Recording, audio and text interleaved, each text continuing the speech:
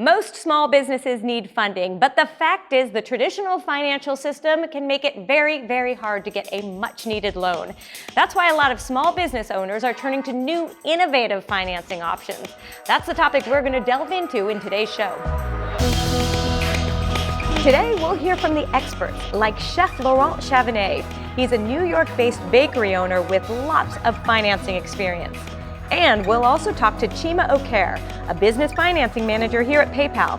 Innovative financing options. That's all part of our small business video series. Hey everyone, I'm JJ Ramberg, and thanks so much for joining us. We're going to get to our guest experts in just a moment, but first, whether it's for inventory, equipment, or labor, having access to capital can make or break your business. Take a look. Yellowtail is an indigenous-owned clothing brand.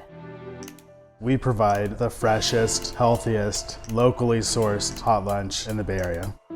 We are concept to completion, whole house interior remodelers. For any business, financing means having the resources to grow. You need cash to be able to perform. Or let's say you're just at a standstill on a project and you need a bridge. You have to pay for the inspection, the codes. So if you have no cash flow, you can buy, you can buy, you can sell, you can sell, you can have more cash to buy more.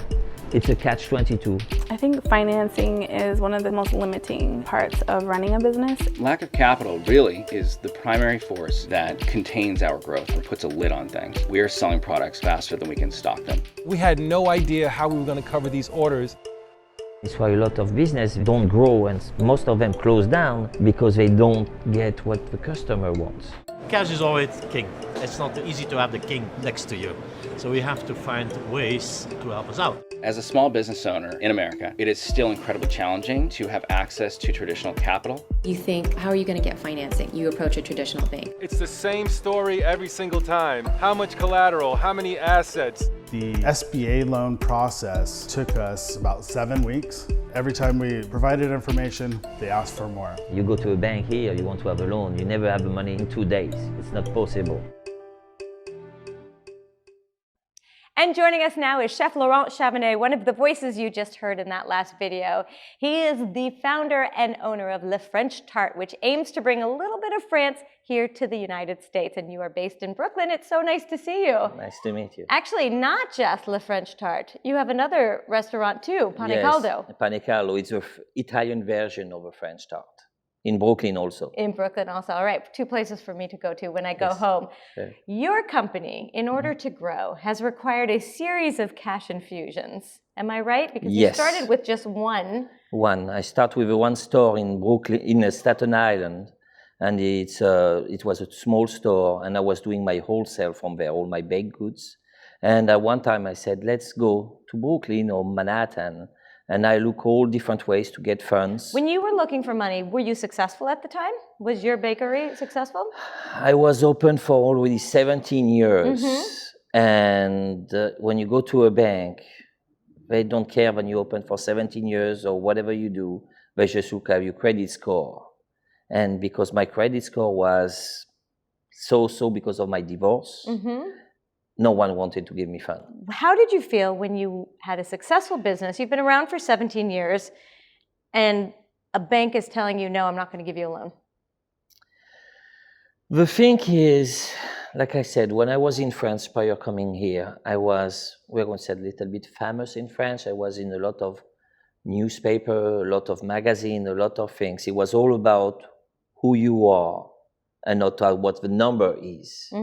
Here, when you come here, the bank, they don't care about that. They just look at the numbers. It's not about what you do. I mean, it's downgrading you a little bit in my mind of the value you're bringing to the community. You know, when I opened in Brooklyn, in Fifth Avenue, it was no bakeries, no fresh bread, no fresh croissant, no fresh egg sandwich. Now they have it. Everybody come into the store, they say, thank you so much, everything. You go to a bank, what's your credit score? When you work with alternative lenders, it's also about numbers. It is about numbers, but the first question they ask you, when the bank don't ask you, the first question the bank asks you is, what's your credit score? What's this? The first question they ask you It's what are you going to use the money for? I mean, they want to know what you're going to do, if you're going to grow, if you're going to employ more employees, if you're going to do something. Right. The bank, they don't ask you the question. At the end, they don't even ask. They said, your credit score is good, you get a loan. Your credit score is not good, you get nothing. It's a big difference. I'm guessing you feel much more understood. Yes, exactly. They put more on the small business, try to understand what they want what to do, and who they are. Right. And do you plan on opening a 4th restaurant? Yes. Will you get financing for that? Yes, next year. It's in the plan for next year, not this year, but next year. That's already coming. Next year, it's already in a plan to be in a bigger location and put a combine of both stores in one, because it's 2 different styles, and put together and do a bigger one. All right. Well, I look forward to it because I live right near where your restaurant is. Thank you so much for joining us and for telling us your story. Really appreciate it. You're welcome. Up next, PayPal Business Financing Manager Chima O'Care. He'll have some intel on the world of alternative financing.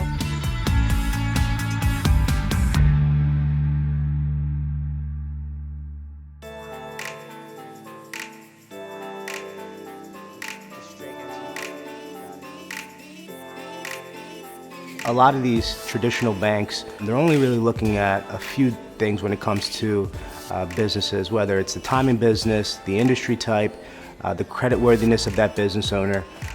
With some of these alternative routes, it actually takes some of that stuff into consideration, but also it looks at the overall bigger picture.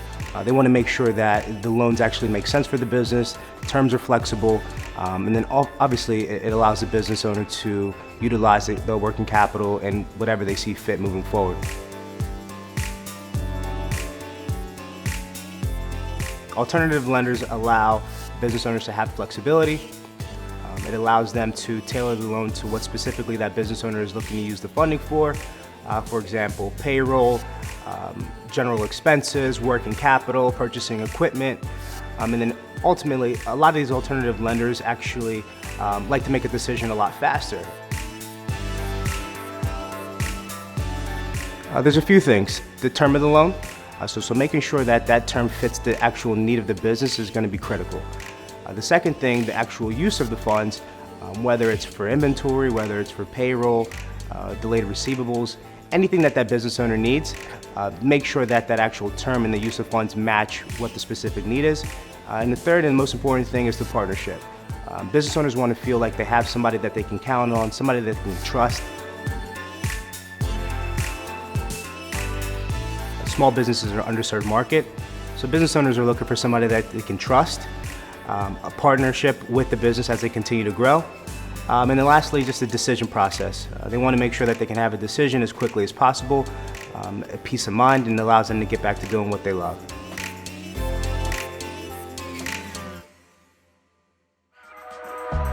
Fantastic insight from both of our guests on non-traditional financing options. I'm JJ Ramberg. Thanks for watching.